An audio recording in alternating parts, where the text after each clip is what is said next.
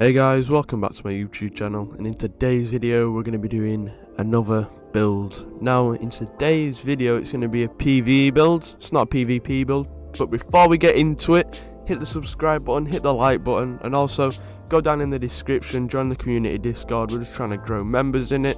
Without further ado, let's just get straight into it. So to start the build off, the subclass that we are using today is ADAWNBLADE. We're actually going to be using Radiance though. We're using the Solar Grenade, the Healing Rift, and the Burst Glide. Now, you can choose whatever glide or burst that you want, it's personal preference. I like this grenade for flushing out the enemies and kind of keeping them in one spot. These grenades they don't last too long, so they're not very effective apart from this. Now this is what you need to be running, the Healing Rift. Now, firstly, what we're running is a Wither Horde. So, you could either, for this build, run a Wither Horde or an Izanagi's Burden, it's up to you. And then what we're going to be running is an Ikelos SMG. Now we're using major spec on this for the tough enemies. We're also using the New Age Black Armory shader. Now for the heavy, this is like mandatory that you use this, or a sword. We're using the Falling Guillotine. Now I know it's not the god roll because there's some in the vault, but I just picked one random one out because I'm on Watomi's account. Shout out to Watomi for letting me on his account. We're using a major spec on this. We've got the Metallic Sunrise shader and the Riptide ornament. Now, what we're going to do is we're going to get straight into the armor and all the perks and that. And this is basically where you need to pay attention. So, for the bond, to start off what we're using an Arc Masterwork. We're using a Recovery mod.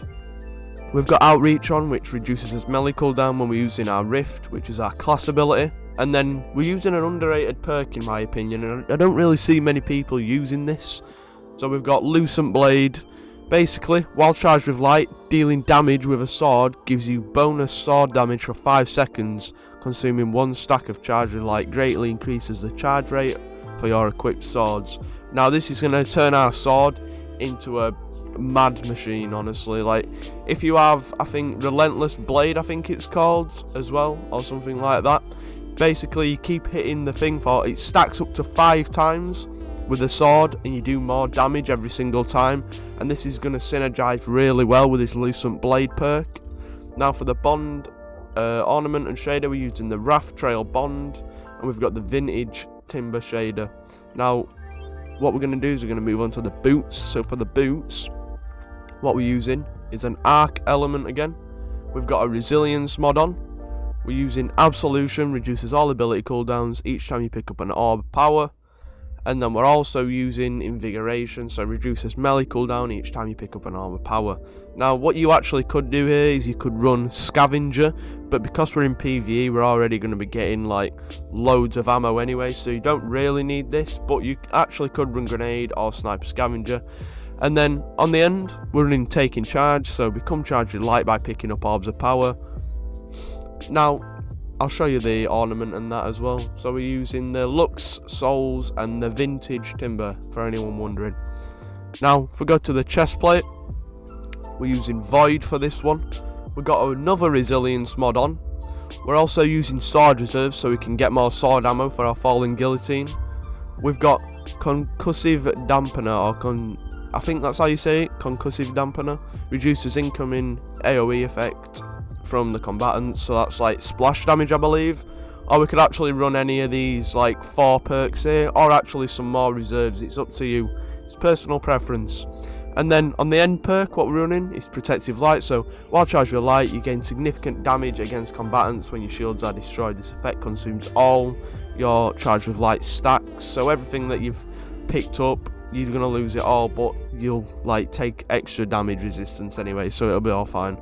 We do lose 10 strength, but we're not really bothered about strength in this build. It doesn't really help us in any way. That's why we haven't got like Radiant Light or Powerful Friends on. Now we're running the Vintage Timber and the Lux Overcoat. Now, if we move to the gauntlets, for the gauntlets we're running Void again. We have a Recovery mod on. We also have Anti-Barrier SMG. Now this could change depending on what secondary you like decide to use. You could use a Posterity and put Unstoppable Hand Cannons on, it's up to you.